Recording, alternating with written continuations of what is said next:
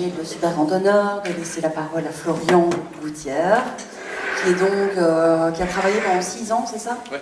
Au magazine de la santé sur France 5, qui a écrit Santé Sciences, doit-on tout gober, qui est disponible à la médiathèque du Centre audiovisuel de Liège, qui est super intéressant et je trouve que tu fais du très très bon travail de vulgarisation parce qu'il est en même temps très rigoureux, très sérieux, etc. Et ça reste léger, ça reste plein d'anecdotes, plein de petites histoires qui aident à comprendre exactement comment tout ça fonctionne. Et donc il va nous parler de santé, de science, de traitement médiatique de la science.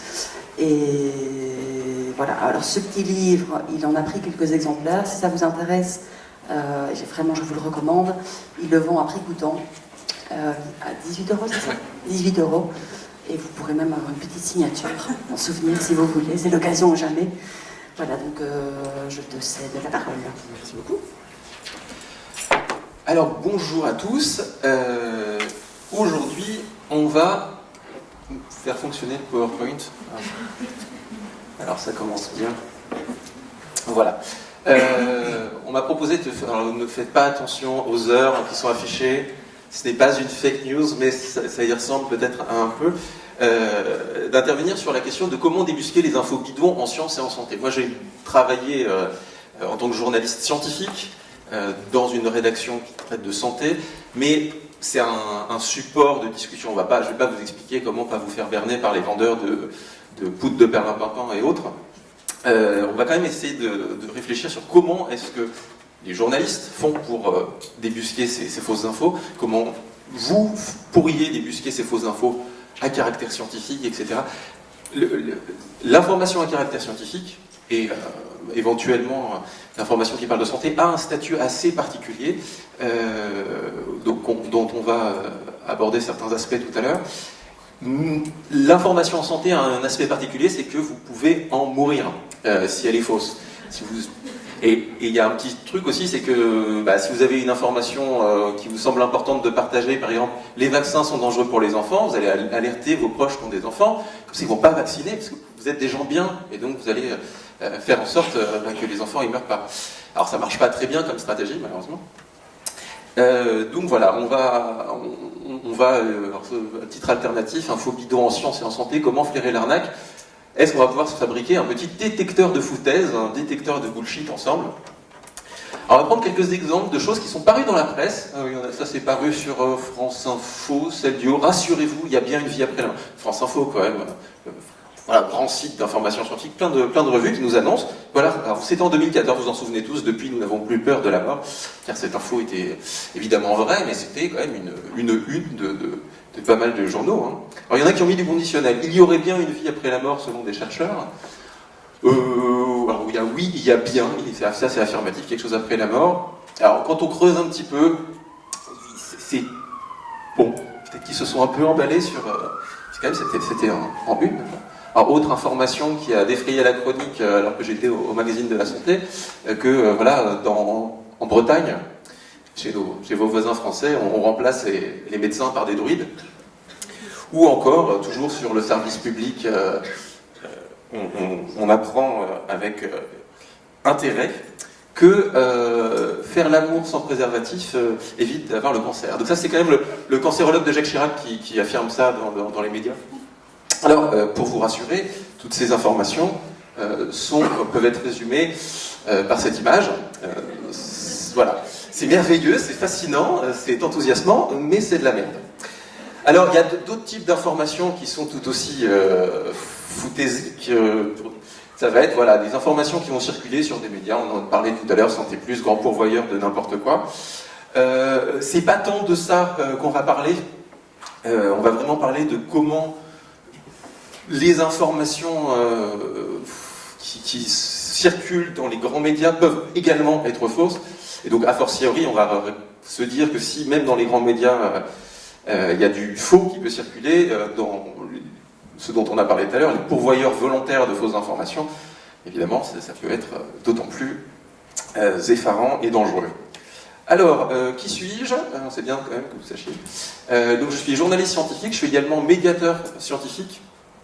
C'est-à-dire que là, je fais des animations beaucoup tournées autour de l'esprit critique, comment donner beaucoup à un public enfant, préadolescent, des bases sur comprendre c'est quoi ce qu'on appelle la science et comment ça marche vraiment.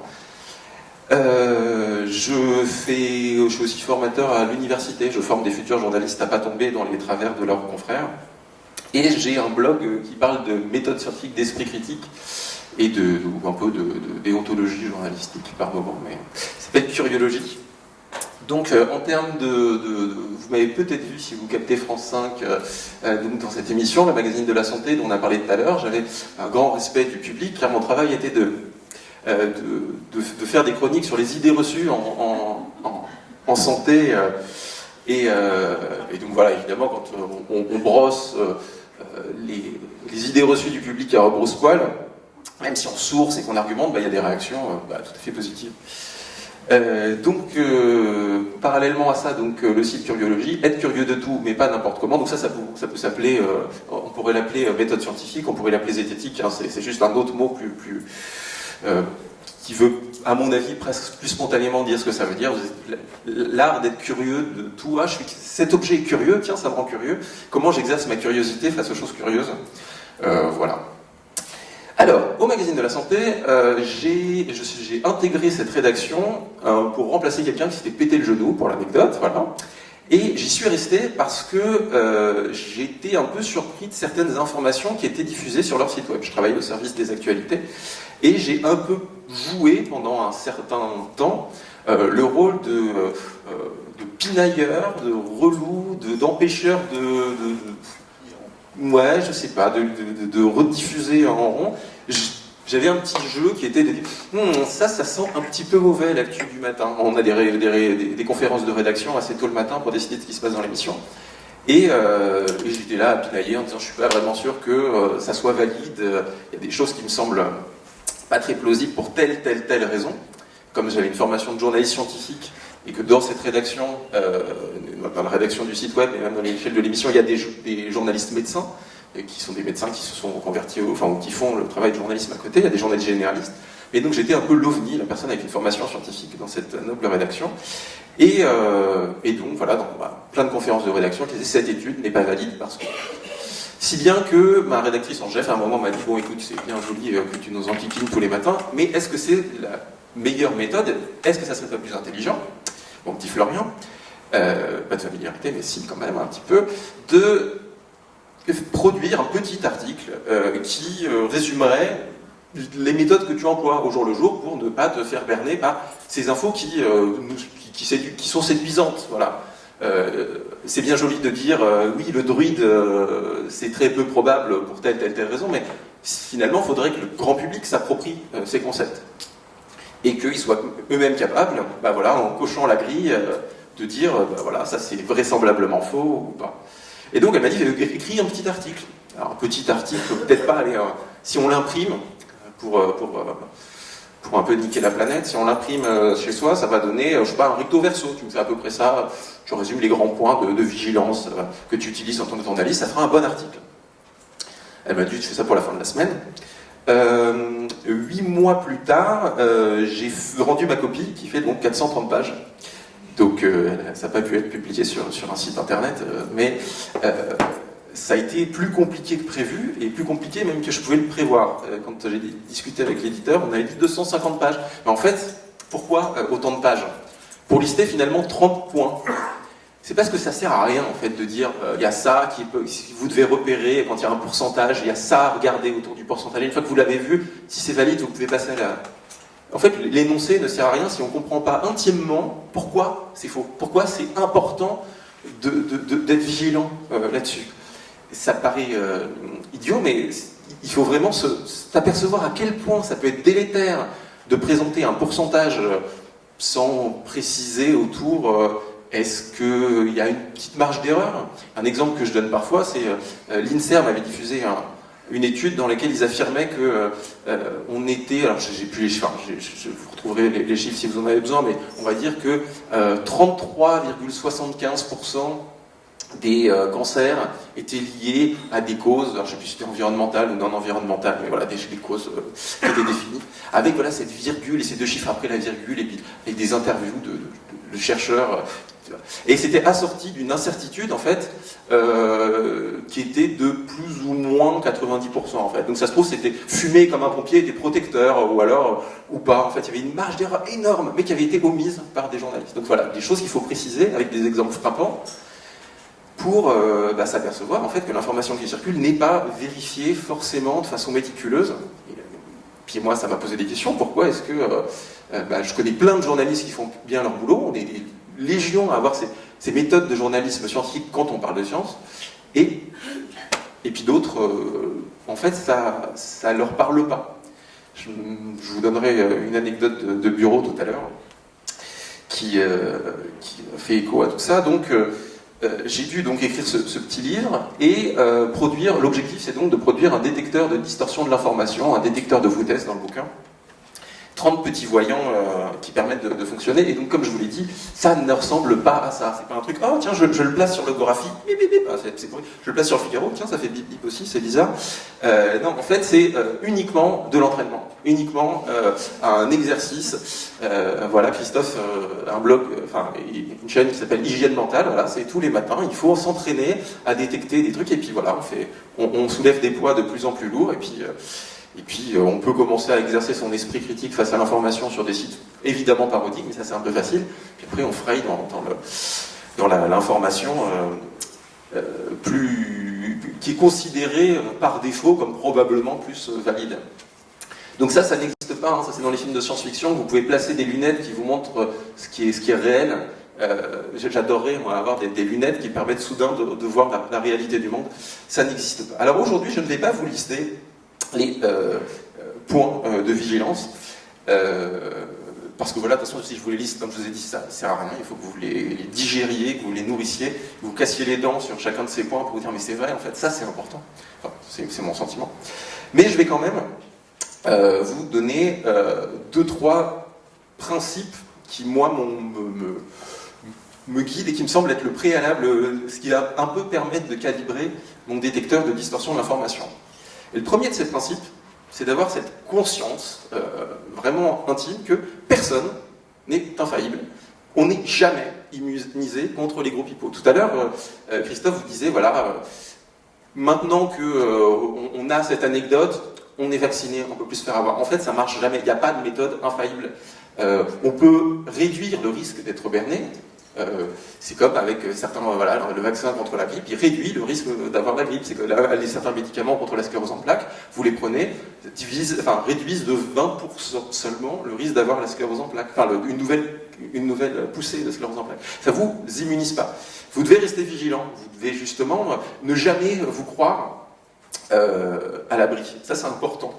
De savoir que vous n'êtes pas à l'abri, que les personnes qui relayent l'information ont pu eux-mêmes, comme c'est des êtres humains, et que l'erreur est jusqu'à preuve du contraire, et que l'erreur est humaine, avoir commis des erreurs. Donc ça, c'est important de l'avoir en tête. Mais il faut se poser la question. Et poser la question, et toujours se poser la question, est-ce que cette information qui arrive à moi est valide ? Eh bien, c'est fondamental. Il faudrait toujours se poser cette question. Il y a quelque chose qu'on dit souvent autour du 1er avril, c'est que le 1er avril, c'est la seule date de l'année où on présuppose que tout est faux, on devrait présupposer que tout est faux dans l'actu, sinon on est la risée de nos copains. En fait, c'est pour ça que beaucoup de gens disent que c'est la fête, la journée internationale de l'esprit critique, parce que c'est le seul jour où on a l'esprit comme ça en éveil. Il faudrait que ça soit toute l'année, le 1er avril, dans nos têtes. Se poser la question, donc c'est déjà bon signe. Et donc voilà, il faut être intimement conscient conscient à un sens presque religieux. J'ai à l'esprit toujours que le faux existe quelque part. Alors ça nous oblige, je ne vous demande pas d'être paranoïaque, juste d'avoir dans un coin de votre tête un petit voyant qui vous illumine toujours. Tiens, il y a une information qui me séduit. Oh, plus ça vous séduit, plus vous devez vous demander, est-ce que ça serait éventuellement peut-être faux ? Ça paraît trivial de dire ça.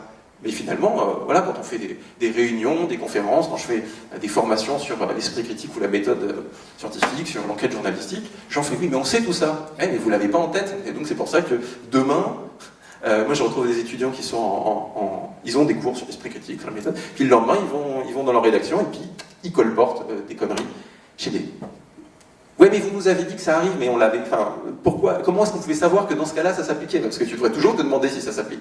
C'est cette étape-là, ça paraît idiot, hein, mais il faut toujours se le mettre dans un coin de la tête. C'est très facile de l'occulter, c'est très facile de se laisser gagner par son enthousiasme. Alors, pour pouvoir détecter les faux, il faut comprendre comment l'information est produite. Il n'y a pas un arbre à info et des fruits mûrs qui tombent, et les journalistes placent le fruit sur la photocopieuse selon des angles différents. C'est pour ça qu'on appelle l'angle journalistique, et puis vous avez ça dans vos journaux. C'est l'info tombée là. Il y a tout un cycle entre le moment où une information est produite et le moment où elle arrive jusqu'à nous. Et ça aussi, il faut en avoir conscience. Et comprendre exactement quelles sont ces étapes et quelles sont les dynamiques internes de ces étapes. Comment est-ce que des chercheurs vont identifier si un fait est vrai, qu'est-ce qu'ils vont mettre en œuvre pour vérifier que en fait, c'est même pas qu'ils vérifient si c'est vrai, ils vérifient normalement, ils vont essayer de vérifier qu'ils n'ont pas été le jouet de certaines illusions. Et qu'est-ce qu'ils ont mis en œuvre, qu'est-ce qu'ils devraient mettre en œuvre, et puis après, les gens qui vont relayer, qu'est-ce qu'ils font pour bien faire le boulot. Alors, on a évoqué tout à l'heure la mésinformation, donc c'est quoi, pour ceux qui seraient arrivés en retard à l'information de Sophie, hein. Voilà, et c'est quoi, parce qu'on parle d'une info, voilà, ça peut être n'importe quoi, selon moi, c'est une affirmation, l'information dans le journal, ou l'affirmation à la machine à café, votre cousin qui vous dit « Ouais, j'ai lu quelque part que, je sais pas, il faut mettre des aimants sous son matelas pour plus avoir mal au dos. » Voilà, ça c'est une affirmation qui est pour moi une information en circulation qui a le même statut que l'information du journal. Elle a le même statut fondamentalement parce que voilà, une fois que vous l'avez, vous devriez la traiter avec les mêmes outils. Donc je vais vite passer, il y a différents types d'infos. Il y a les informations intentionnelles fausses, colportées de mauvaise foi, celles qui sont intentionnellement fausses, colportées de bonne foi, et celles qui sont incorrectes dans l'absolu, mais qui sont émises de bonne foi, et qui sont colportées de bonne foi. Les gens qui disent des choses fausses sans s'apercevoir qu'elles sont fausses, dès le début.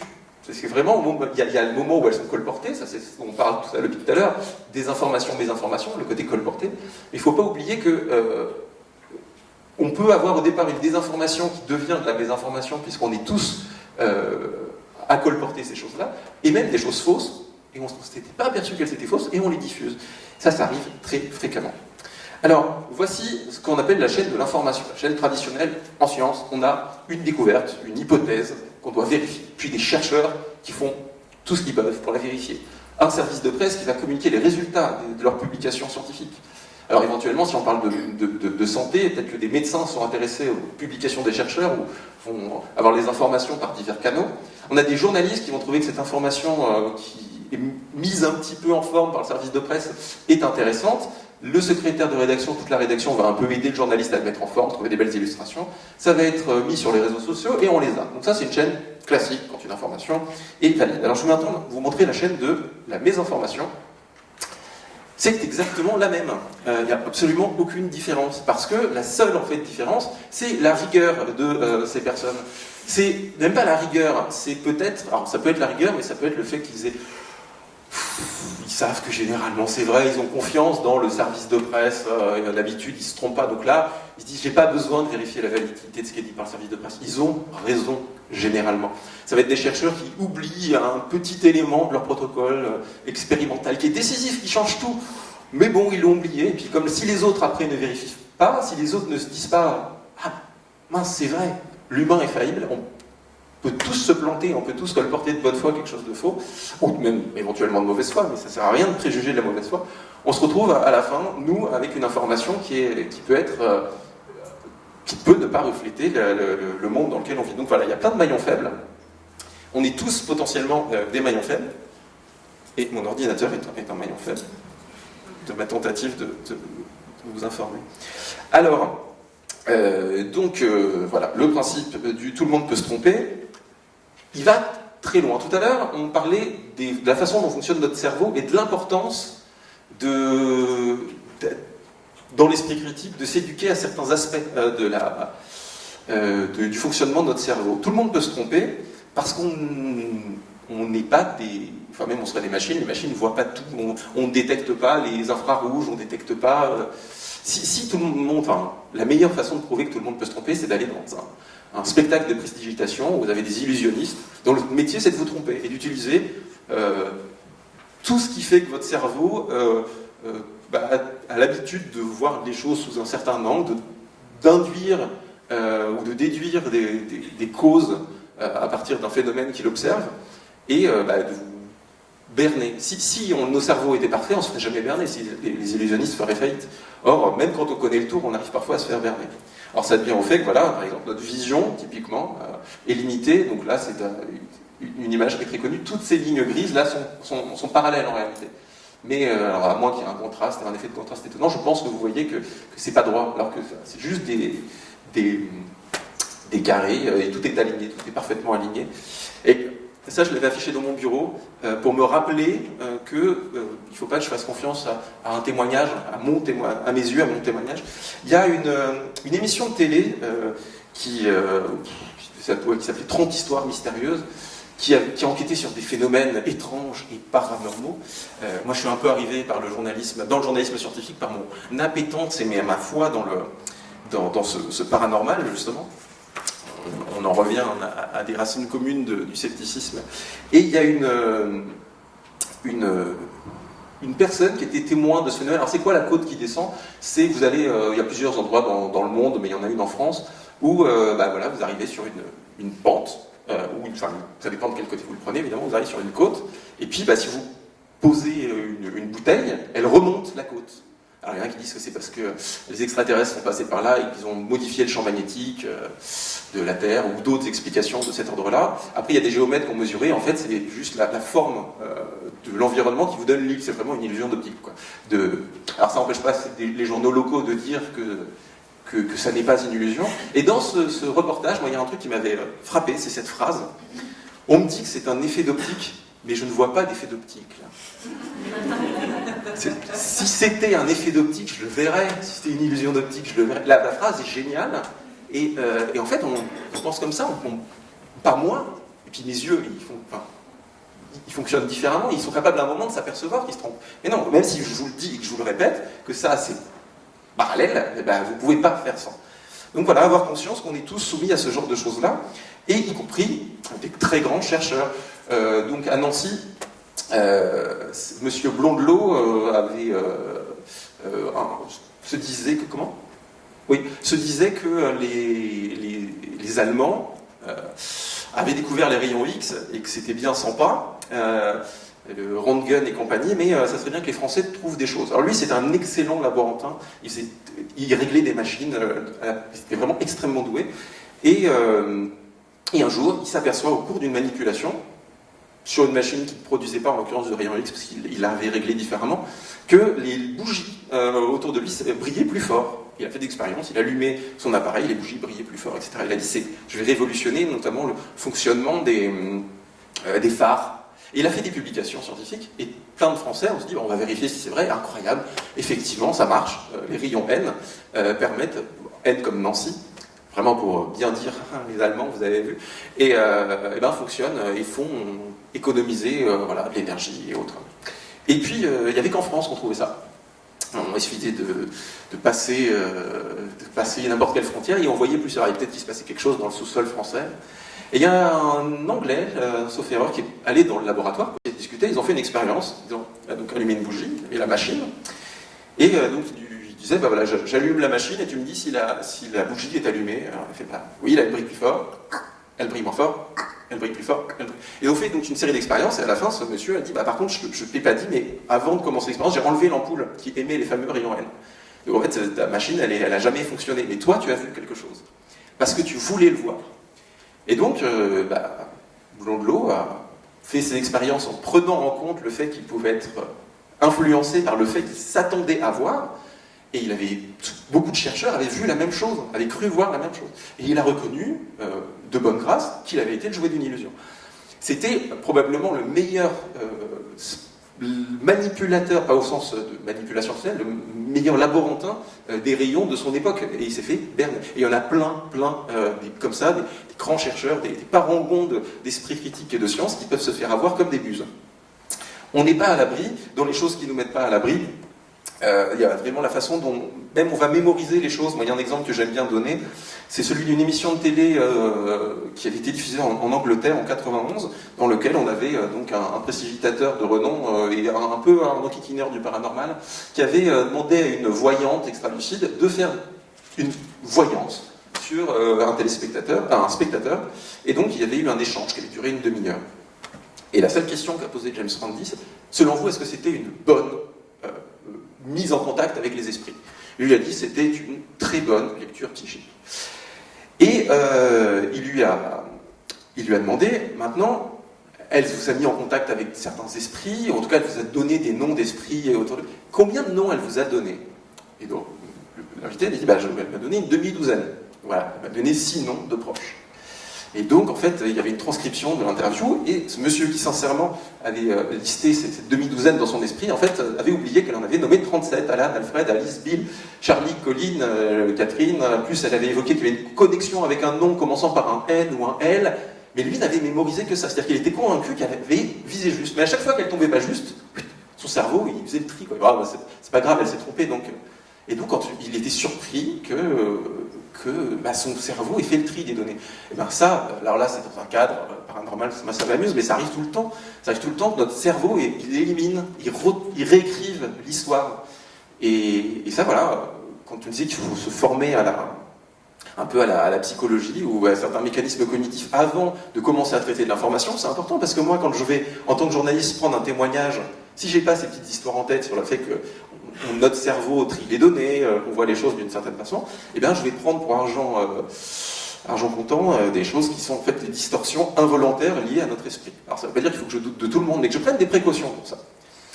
Alors je voulais ouvrir une parenthèse sur, qu'il y a de très nombreuses raisons qui amènent des gens intelligents et honnêtes, les deux sont vachement importants, même honnêtes, à croire qu'une approche thérapeutique inefficace les guérit. Alors ça, c'est le reliquat d'une première version de cette conférence où je me concentrais uniquement sur comment ne pas vous faire berner par les médecins, mais histoire de mettre en harmonie avec le reste de la conférence et de la journée, j'ai un peu... Mais c'est important de se dire que voilà, l'honnêteté, la sincérité, vous pouvez vous faire avoir, vous prenez je vous donne un médicament qui est une gélule vide, vous la prenez, demain vous allez mieux, vous êtes câblé pour faire l'hypothèse, pour inférer, pour intuire que c'est probablement à cause de ce que je vous ai donné, de mon geste thérapeutique, que vous allez mieux. Alors que si j'avais donné à la moitié de la salle ce médicament et à l'autre moitié un médicament qui aurait contenu... je vous donne rien à vous et un médicament que je teste et qui contient juste de la mie de pain ou juste du sucre. Et si j'ai les mêmes résultats, en fait, c'est la preuve que la maladie évolue naturellement et qu'elle guérit tout le monde. Alors, il faut que je compare quand même qu'il y a un geste thérapeutique. J'ai fait attention à un groupe, donc je ne peux pas comparer rien avec une simulation de quelque chose. Il faut que je compare une simulation de quelque chose avec quelque chose de vrai. Mais voilà, si je donne une granule de sucre traitée avec un produit et une granule de sucre pas traitée et que j'ai le même résultat, c'est que mon produit ne sert à rien. Et en fait, parce que notre cerveau prend des raccourcis et dit non mais ça vient après, donc c'est probablement la cause de mon chien a aboyé, un éclair est tombé sur ma maison, c'est probablement à cause de mon chien. Là ça vous semble débile, mais le coup du médicament c'est aussi débile. Et en tout cas dans nos modes de raisonnement, il y en a un qui nous semble quand même intuitivement vrai. On se fait berner par ça, il faut garder à l'esprit que c'est facile de se faire berner par ça. Alors on a un petit souci, c'est qu'on va parler de science, on va continuer à parler de science ensemble. Et que, en fait, les sciences, c'est quoi? Alors, voilà, j'ai créé un bouquin avec le mot science dans le titre. C'est quoi, en fait? Tout le monde a sa représentation de ce que c'est que la science. La science, c'est des éprouvettes. Ça va être dans notre imaginaire, ça va être les fusées, ça va être des chiffres, des formules un peu bigarrées. La science, dans notre imaginaire collectif, c'est des hommes un peu farfelus qui sont des hommes blancs qui se réunissent autour d'une table pour tirer des conclusions. C'est des gens un peu foufous qui font des trucs qu'on ne comprend pas. Ils sont forcément vieux. Quand on pense à science, on pense à ça. Et donc ça n'a pas une super image. La science, ça peut être vraiment flippant, avec des savants sacrément fous. Alors quand on dit science aussi, ma grand-mère, elle me dit toi qui es journaliste scientifique, donc scientifique, est-ce que tu peux réparer mon téléphone? Science et technologie, dans nos imaginaires, c'est quasiment pareil, quoi. Science et techno, c'est l'application des sciences, donc c'est forcément les sciences.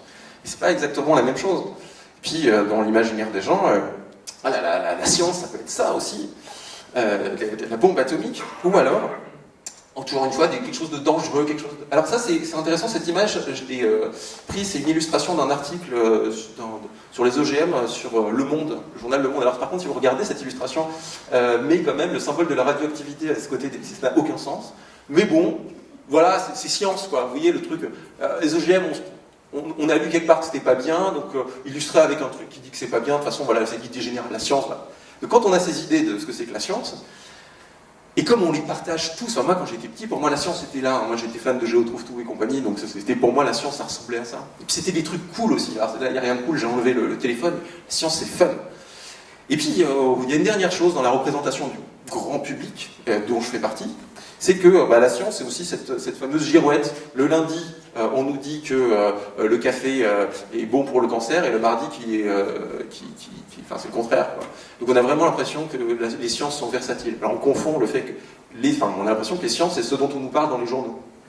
Les sciences c'est pas ça, quoi. C'est pas selon une étude américaine qu'on voit dans nos journaux et qui change, qui semble changer chaque jour et qui semble montrer et qui nous donne petit à petit cette impression que voilà, les sciences c'est juste des opinions qui fluctuent en fonction de preuves étranges. Des fois, moi je me souviens d'un été d'avoir vu pour la première fois une étude prouve que la Lune a une influence sur le sommeil. Et ça voulait dire quoi? Ça voulait dire qu'il y avait eu des dizaines et dizaines d'études avant. En fait, oui, c'est ça que ça voulait dire. Alors pourquoi cette dernière étude en date, elle est plus valide que toutes les autres? Et est-ce que si demain j'essaye de refaire l'expérience et que j'arrive à la conclusion qu'ils sont plantés, en fait, c'est ma dernière étude en date qui compte, ou alors est-ce que c'est la somme de toutes les études précédentes? Voilà, c'est des questions qu'il faut se poser. Et moi, ma vision de la science, ou la façon dont j'aime à définir la science, c'est pas exactement celle-là.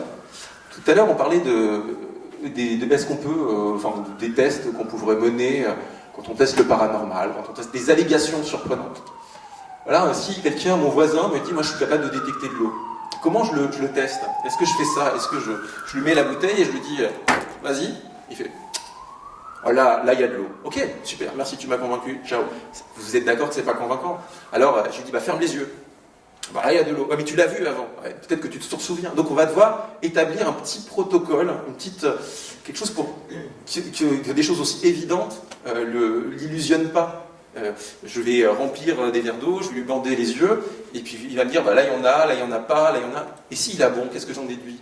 Est-ce que peut-être qu'il s'est aperçu qu'à chaque fois qu'on fait l'expérience, les gens, ils ont tendance à, quand on leur demande de faire des choses au hasard, de faire exactement la même chose. Il y a plein d'expériences qui ont été menées, notamment des expériences pour tester des télépathes, et on voyait qu'il y avait des scores incroyables, mais que, quel que soit ce qu'émettaient les télépathes, les gens disaient exactement la même chose, parce qu'on leur disait, les télépathes ont copié des informations, enfin des tirs à pile ou face. Donc si on dit, on a généré du hasard, bon alors si on a généré du hasard, ça sera certainement pas pile face, ça ressemble pas à l'idée que j'ai du hasard. Non, un truc qui ressemble à l'idée que j'ai me fait du hasard, ça serait pile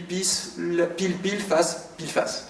Et donc si jamais par hasard, les pile ou face tombaient là-dessus, on avait une proportion de la population incroyable qui avait réussi à détecter ça. Mais le lendemain, les gens produisaient toujours par hasard pile face. Oui, il y a des billets d'interprétation, des billets expérimentaux qu'il faut anticiper. Donc, pour faire mon test avec mes verres d'eau, c'est pas moi qui dois décider où je mets ça, parce que je suis prévisible.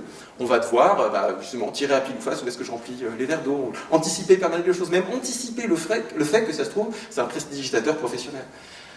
Et si, en éliminant même le pire, on arrive quand même à des résultats, je peux conclure que mon voisin a ce pouvoir, à ce qu'il supposait. Et peut-être qu'en fait, au moment où on commence à randomiser, c'est-à-dire à créer de l'aléatoire, là, mon voisin ne trouve plus rien. Et donc, on aura mis le doigt sur ce qui l'a fait se tromper.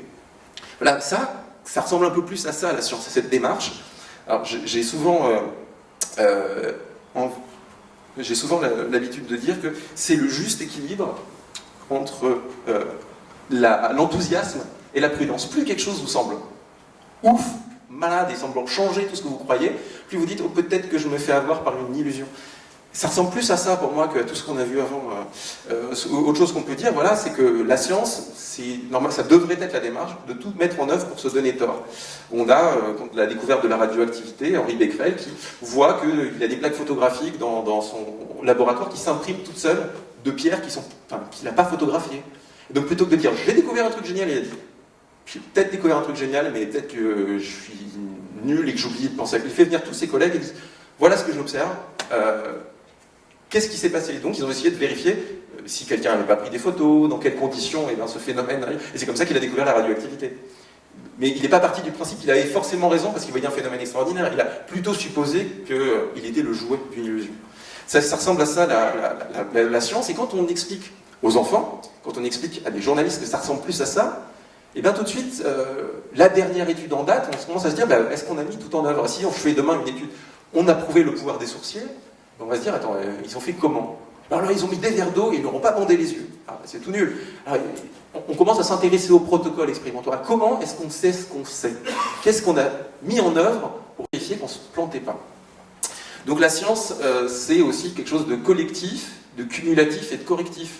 On est une communauté de chercheurs. J'ai fait une découverte dans mon coin, et puis je vais la vérifier. Donc je fais appel au collectif. Et puis il y a des gens qui vont essayer de la reproduire. Donc on va éventuellement corriger les observations. Et c'est cumulatif, c'est-à-dire qu'une étude isolée va rien prouver. Et ça, prendre conscience que c'est pas le comité contre les chats, c'est l'ancienne slide, que le CCC, que le cumulatif, le correctif et le collectif, c'est fondamental en science, ça va nous amener à traiter l'information scientifique différemment. La dernière étude en date ne veut plus forcément dire quelque chose. Si c'est une étude isolée qui dit le contraire de tout ce que les autres disent, ça ressemble peut-être pas c'est peut-être pas ça la science, justement. La science, ça va être ce travail collectif et long et lent. La production des connaissances. Tout à l'heure, je vous disais, il y a des informations qui sont mises en circulation. Et tout ce qui parvient jusqu'à nous ne sort pas du meilleur des moules. C'est un peu le jeu des 7 familles. Alors, tout au début, là, quand une découverte est produite, il y a des gens qui vont utiliser notre protocole que je vous ai évoqué avec mon sourcier, en pensant à tout ce qui pourrait expliquer de façon triviale l'observation avant de conclure à quelque chose d'incroyable. On peut dire que ça, si on fait les choses bien, en lui bordant les yeux, en le mettant dans des bonnes conditions, en randomisant les résultats, on peut dire ça c'est un savoir, a priori sur un objet qui semblait absurde, mais en fait, comme on a bien mené notre barque et qu'on a pris toutes les précautions, c'est de la science de bonne qualité. Après, il y a autre chose qui peut être mis en circulation, c'est une science où on a oublié de vérifier un truc. C'est pas forcément faux, parce que peut-être que ce qu'on n'a pas vérifié, c'est pas important, mais peut-être que c'est fondamental et que notre conclusion enthousiaste ou pas enthousiaste est liée à un truc qu'on a oublié. Mais ça, c'est pas grave, c'est pas que si, c'est un peu dommage quand même.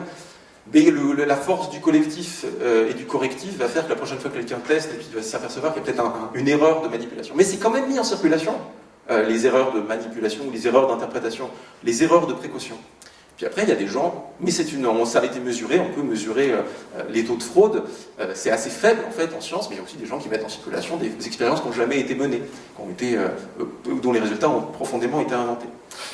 Alors dans le monde de les qualités de preuve en science, il va y avoir des preuves très médiocres et des preuves de très très bonne qualité, a priori, c'est-à-dire en imaginant que les choses sont faites du mieux possible, tout en bas de on a les témoignages, les anecdotes. Hier j'ai pris un médicament et le lendemain j'allais mieux. Ça c'est du domaine du témoignage et de l'anecdote, on ne peut pas conclure que je vous ai pas refilé une gélule vide. Vous allez avoir des gens, des tribunes, des chercheurs qui vont parler, vous allez avoir des études de cas, on va observer 2-3 cas de façon un peu rigoureuse. Puis on va monter dans le niveau de rigueur. Et tout ça c'est des études. On appelle ça, alors, sauf ça, on appelle ça des témoignages, mais la plupart de ces choses-là, comme c'est publié dans des revues, une tribune, un éditorial, l'opinion d'un chercheur, on va appeler ça des études. Et quand vous voyez dans un journal, selon une étude, ça ne veut pas dire grand-chose, parce que est-ce qu'on parle d'une étude de cas où on a observé 2 personnes, où on a dit voilà comment se comporte leur organisme, mais on ne sait pas d'où ça vient, ou alors une étude menée sur une population de 200 000 personnes suivies pendant 12 ans, dans laquelle il y avait une population qui était exposée, l'autre qui était pas exposée. Là, avec autant de personnes et autant de temps, on peut conclure. Est-ce que c'est des expériences qui ont été menées sur 3 souris et 4 lapins, ou sur mes 200 000 personnes? On n'est pas au même niveau. Mais nous, on appelle ça une étude dans les journaux, selon une étude. Donc comme on sait que selon une étude ne veut rien dire, il faudrait qu'on précise pour le lecteur que c'est une étude transversale, une étude qui a témoin. Ah ouais, mais personne ne comprend, mais juste selon une étude. Il y a des informations qui se perdent comme ça, alors qui peuvent apparaître quelque part dans l'article, mais ce type d'information se perd. Et ça n'a pas du tout la même valeur. Après, on peut même faire des synthèses de toutes ces études. Alors, je ne sais pas s'il faudrait le mettre dans la pyramide ou comme quelque chose qui survole la pyramide et qui l'observe de loin. Dans les choses qui sont produites à l'origine, il va y avoir des coups de génie. Par exemple, j'ai découvert il n'y a pas longtemps que se faire des masques de confiture de mirabelle vous donnait une bonne peau. Et voilà, je peux le mettre sur le marché de l'information, je peux écrire des articles, et il suffit que je bosse dans un labo à côté pour dire un chercheur affirme que... Alors comment je le sais? C'est que Mirabelle, c'est l'anagramme de embellira. Et c'est peut-être vrai, hein, c'est peut-être mon coup de... Peut-être que je viens de découvrir une discipline qui s'appelle l'anagrammologie, quoi. Avec les mêmes lettres, peut-être si on retrouve la même chose. Oh, le chien rentre dans la niche, mon Dieu, j'ai raison. Voilà, mes coups de génie sont peut-être complètement absurdes, mais voilà, je peux le mettre sur le marché, selon un chercheur. Ça n'a aucune valeur. Puis il y a des choses qui peuvent circuler, comme des canulars. Alors là, on avait un député français qui a sorti dans une émission sur France 5 un document qu'il avait récupéré sur Internet qui montrait que le E330, qui se trouve partout dans l'alimentation, est cancérigène, hyper toxique, etc. Et il a affirmé ça, que c'est un scandale. Et après, il prend une salade qu'il a achetée dans le supermarché du coin. Regardez, cette salade contient du E330, on nous empoisonne, c'est le truc le plus cancérigène selon l'hôpital de Villejuif. En fait, c'est un canular qui tourne depuis la fin des années 70. Et c'est peut-être la 5e requête sur Google, c'est attention, ceci est un canular. Même l'hôpital de Villejuif avait longtemps mis un bandeau en disant ça vient pas de nous.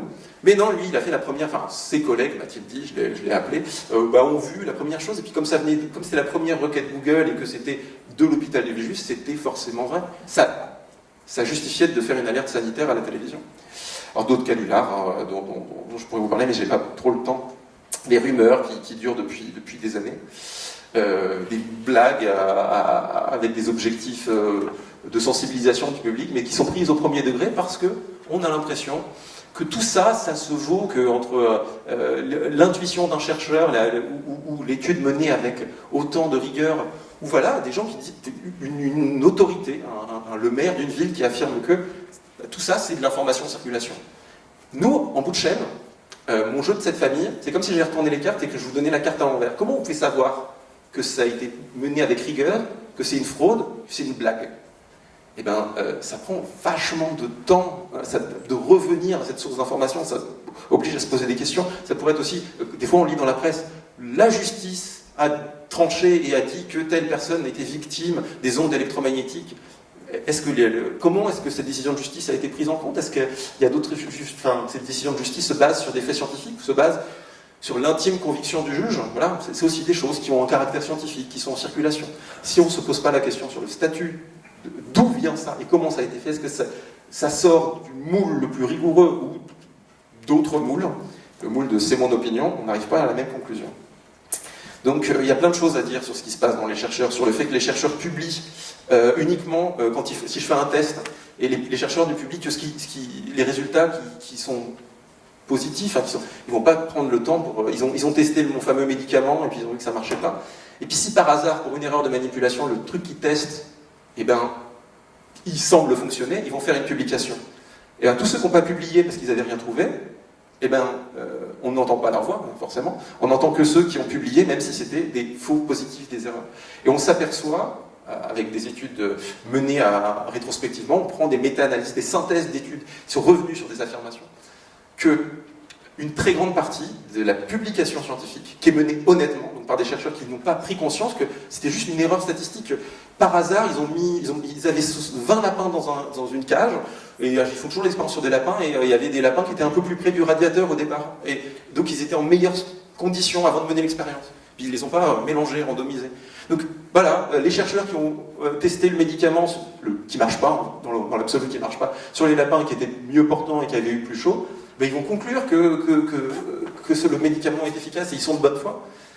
Et donc on s'aperçoit, 10 ans plus tard, lorsqu'on fait les synthèses de toutes les études qui sont revenues sur cette question, qu'une très grande partie des études en circulation ne sont pas reproductibles.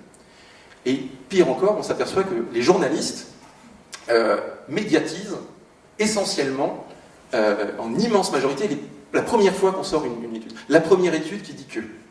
Et toutes les études qui vont après, elles ne sont jamais reproduites. Plus de la moitié, il y a des estimations qui ont été menées en France sur des publications en revenant sur 10 ans sur un corpus scientifique, que près de 2/3 des informations qui sont dans les journaux, des informations à caractère scientifique et médical, sont invalidées 10 ans plus tard. 10 ans plus tard, les études, quand on a fait la synthèse, on s'est aperçu que c'était probablement un faux positif au départ. Quand vous savez ça, vous dites que, à pile ou face, vous devez jouer, c'est plus probable de miser que le truc qui vous enthousiasme et qui est hallucinant, qui suscite votre étonnement, est probablement faux. Alors faudrait prendre beaucoup de temps pour revenir sur les détails, sur qu'est-ce qui produit ces billets. Mais un journaliste qui en a conscience, eh ben, il va travailler différemment. Le problème, c'est que les journalistes ne sont pas formés pour ça. Ou alors, il faut avoir une formation particulière. La plupart des journalistes ont des formations généralistes. Et je vais aller très vite sur... Ils ont des formations généralistes, et donc, même au magazine de la santé, où on parle de santé, les journalistes de formation scientifique qui sont sensibilisés à comment est-ce qu'on produit une étude sont peu nombreux. Et donc, on se retrouve à faire confiance à ce qui est diffusé au communiqué de presse dont on parlait tout à l'heure. Et moi, j'ai vécu ça avec un journaliste médecin qui passait dans mon bureau et qui me voyait travailler sur un communiqué de presse qui avait été émis par le service de presse d'une très grande université. Et puis, mais qu'est-ce que tu fais? Enfin, maintenant, justement, je ne travaillais pas sur... Elle travaillait dessus, elle me voit travailler sur l'étude. Mais elle m'a dit, tu es bête, tu perds ton temps parce qu'il y a le communiqué de presse. Toi, tu travailles sur l'étude, tu perds du temps. Et je lui dis, mais le communiqué ne dit pas la même chose que l'étude. C'est pour ça que je suis revenu à l'étude. Et là, elle me dit quelque chose, elle avait à peu près 20 ans de métier, elle me dit, ça m'était jamais venu à l'esprit que le service de presse puisse dire des choses différentes de la publication. Ils émanent de la même entité. Alors, ça a été mesuré, moi, ce que j'appelle le crime de l'INSERM, à chaque fois que je disais attention, ça sort de l'INSERM, vu que c'est un communiqué de presse, c'est peut-être faux. Alors là, c'est une représentation d'un service de presse d'une institution française envoyant un communiqué de presse sur une publication parfaitement quelconque. Voilà, la France a découvert que des chercheurs français. En fait, on s'aperçoit que la majorité des distorsions qui arrivent en bout de chaîne sont produites par ces services de presse, qui ne sont pas composés de gens de formation scientifique, la plupart du temps. Ça a été mené, soit même les publications qui émanent par exemple, des grandes revues scientifiques et qui ont des services de presse qui communiquent, qui font de la pub sur ce qui a déjà été publié, il y a très peu de gens de formation scientifique dedans. Et dans les services de com des grandes institutions, c'est pareil. Et eux, parfois parce qu'ils ne comprennent pas ce dont il s'agit, qu'ils ne comprennent pas comment fonctionnent les sciences, qu'ils ne comprennent pas le statut des sciences, ils vont colporter, ils vont déformer des choses, ils vont dire par exemple que telle chose qui s'applique qu'on a observé que sur l'animal s'applique probablement chez l'homme. Et donc on a vu que l'immense majorité des distorsions sont produites à l'échelle des communiqués de presse, et que les journalistes, en fait, comme ils n'ont pas le temps de bosser, qu'on leur donne plus le temps de bosser, ils ne vont pas vérifier. Le taux de distorsion produite par le moyen journalistique est assez faible, en fait. Là, je vous ai donné le portrait du journaliste scientifique qui n'en donne pas le temps de base. On reproduit ce qui nous a été donné, parce qu'on va se dire, de toute façon, ça émane de l'INSERM, c'est forcément de qualité. On ne va pas perdre du temps, comme disait ma consoeur. Et il y a des phénomènes plus graves encore. Je peux commettre des crimes bien plus grands que les crimes INSERM. C'est les crimes de l'AISE, AFP, taper sur l'agence France-Presse, qui était mon grand jeu. Parce que l'AFP produit, c'est une information produite par l'AFP, elle est reprise par tout le monde, c'est le pourvoyeur d'informations de toutes les rédactions qui n'ont pas assez de journalistes pour bosser, et puis généralement, quand on parle d'informations politiques à l'autre bout du monde, ils ont des gens sur place. Quand ils parlent de science, est-ce que leurs journalistes sont formés à comprendre ce que c'est que la science? Le statut d'une preuve, la valeur... Et on se retrouve avec des choses complètement aberrantes. Alors, il y en a qui sont comiques, c'est le test que je fais toujours lors des conférences. Je vais vous faire passer de votre examen de journaliste AFP. Qu'est-ce que c'est que ça? Est-ce que quelqu'un est capable de me dire ce que c'est que ceci? Mouche. J'entends mouche. Non, ceci est une puce, selon l'AFP, puisqu'ils nous ont annoncé qu'à Madagascar, la peste était était véhiculée par les mouches. Si vous étiez à Madagascar et que vous voyez ça, vous flippiez grave à la moindre mouche qui passe. En fait, ils ont utilisé une mauvaise traduction, ils ont confondu fly et flea. Fly, la mouche, flea, la puce. Google Traduction, des fois ça fait des bêtises, et puis nous-mêmes, quand on fait confiance à notre talent de lecture en anglais, on peut commencer à lancer des alertes sanitaires. Alors, je vous refais passer le test. Ça c'est quoi? C'est une puce, mouche, non, vous êtes nuls, ce sont des moustiques. Pareil, vous avez lu qu'une larve dans l'œil d'un adolescent était due à un moustique. En fait, c'était une larve de mouche. Bon, c'est pareil, moustique, mouche, ça vole. Puis ça a encore une fois des conséquences. Bon, tout ça c'est trivial. Allez, je vous fais passer un test avec un autre objet. Ceci est alors j'entends taupe, vous êtes nul, vous n'avez pas votre diplôme. Ceci est une unité de base du système international, puisque en utilisant Google Traduction, les journalistes de l'AFP, donc repris partout, les versions, nous ont expliqué que les unités l'ampère, le kilogramme, le Kelvin et la taupe Alors pour ceux qui se souviennent de leur cours de sciences, en fait, c'était la mole, qui est une unité de mesure de la quantité de matière, mais voilà, en laissant traduire, et puis surtout en relisant pas, on a le point, l'idée qui colporte ça. Mais ça vient de l'AFP, c'est forcément vrai. Alors ça, tout ça, c'est pas grave, mais ça peut être beaucoup plus grave. Ça peut être beaucoup plus ridicule aussi lorsque l'AFP, dans son iconographie, nous explique que le chromosome X a la forme d'un X, le chromosome Y a la forme d'un Y. Tout ça, ça nous dit à quel point ils comprennent les sciences. Alors pour ceux qui ne savent pas, en fait, les noms des chromosomes, les chromosomes 8 n'ont pas la forme de bit non plus, enfin c'est juste une façon de les classer. Mais bon, pour l'infographiste, si ça doit être ça, ça semble logique, comme le chromosome X a la forme de X, tous les autres, on peut faire l'alphabet des chromosomes, probablement. Et c'est eux qui nous informent, et c'est eux qui sont le plus relayés. Les informations de l'AFP sont reprises par tous les médias très très très rapidement. Souvent, voilà, on dit juste ça vient de l'AFP, et puis voilà, c'est comme les journalistes qui sont repris partout, donc s'ils sont repris partout, c'est forcément que c'est les meilleurs, et les plus qualifiés. Il est l'heure que j'arrête. Comment 5 minutes. Voilà, j'avais un autre exemple, mais qui ne vient pas de l'AFP, mais que je trouvais assez joli. Voilà, une illustration d'un journaliste scientifique qui avait fait un article sur Scott Kelly et son frère Michael Koryenko, pour illustrer le fait qu'en fait il a un frère jumeau.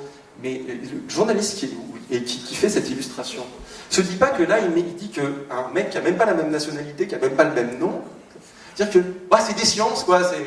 C'était l'information comme quoi, alors c'était à une époque où on nous expliquait qu'à son retour dans l'espace, il avait 7% de son ADN qui avait été transformé, et donc il n'était plus exactement pareil que son frère jumeau. Alors, déjà, 7% de son ADN, sachant que voilà, on doit avoir 2% de différence d'ADN avec les cochons, quoi, un truc comme ça. 7%, le mec, je sais pas de quelle espèce il est. Alors en fait, l'information est fausse, c'est pas 7% de son ADN, c'est de l'expression de son ADN. Vous, dans votre ADN, voilà, votre ADN, il n'est pas lu en permanence, tout n'est pas lu en même temps. Lui, parce qu'il avait été dans l'espace, son ADN avait pris des stratégies de lecture qui n'étaient pas les mêmes. Et son ADN lui-même, il n'avait pas changé. C'était les gènes les plus lus n'étaient plus les mêmes que lorsqu'il était sur Terre. Mais le mec qui a fait son article, comme il a trouvé cette photo, il dit ça doit être son frère. Et puis il ressemble pas. Il ressemble à Phil Collins, c'est pas lui. Bon, je sais pas. Et donc voilà, on en arrive à ne plus se poser de questions quand on parle de science, on se pose plus ce genre de questions. Pourtant, les sciences, c'est pas n'importe quel objet journalistique. L'information scientifique ne peut pas être traitée de la même façon que n'importe quelle information, pour deux raisons. La temporalité de l'information. L'AFP produit des dépêches journalistiques. Publie, vite! Alors que l'information, les chercheurs qui passent des années à faire un protocole, ils publient, après les gens disent « Ah, je crois que tu as fait une erreur, on va refaire l'étude pour vérifier que tu t'es pas planté. On va essayer de répliquer ton travail. » Ça prend des années, mais moi, il faut que je publie. Chaque jour, l'Agence France Presse met sur le marché de l'information le même nombre de dépêches, à très peu de choses près. C'est-à-dire que le monde produit chaque jour l'univers semble produire chaque jour la même quantité de savoir utile à la population. En fait, c'est pas vrai, il y a du remplissage là-dedans. Il y a des jours où il se passe des trucs très graves et des jours où il ne se passe pas grand-chose. Mais il y a la même quantité de dépêches scientifiques, la même quantité de dépêches politiques. Parce que voilà, ça remplit des cases, ça remplit des contrats de publication. Et donc voilà, des fois il ne se passe rien, mais le journaliste dit alors, tu sors ta dépêche scientifique de jour ? J'ai rien vu qui tienne la route. Ben non, ce que tu fais, c'est que tu mets sur le marché de l'information des choses pas vérifiées. Et il va falloir des années avant de ça. Normalement, quand une information surprenante arrive, il faut dire Bon, le journaliste scientifique, il a une baguette magique, enfin, il y en a deux. Première, c'est si d'autres chercheurs reproduisent ça, on pourra conclure, mais en attendant, vu que c'est la première étude, il faut voir, quoi. Et donc c'est la deuxième, c'est pour ça que le 101 étude américaine, dites jamais, je te mets au défi de me trouver une étude qui prouve que, moi je vous la trouve surtout, je te mets au défi de trouver une étude qui prouve que l'homéopathie ça marche. Mais j'en ai des dizaines des faux positifs. En fait, c'est ça qu'il y a le plus sur le marché de l'information, presque. Une étude qui prouve rien. Ça marche pas comme ça, on l'a dit tout à l'heure, c'est une accumulation collective et corrective d'informations, la science. Et donc les énoncés scientifiques, c'est pas des opinions. Déjà, si on a dans l'idée que ça a mis du temps avant de se constituer, qu'il va falloir du temps avant de conclure, on utilise le conditionnel. Et ensuite, on sait que ils se sont fait chier, les mecs, à essayer de prouver. Ils ont essayé de se donner tort, c'est leur métier. Ah, t'as fait ça, je suis sûr que tu t'es planté. Je vais faire un protocole pour voir si tu t'es pas planté. C'est ça, là.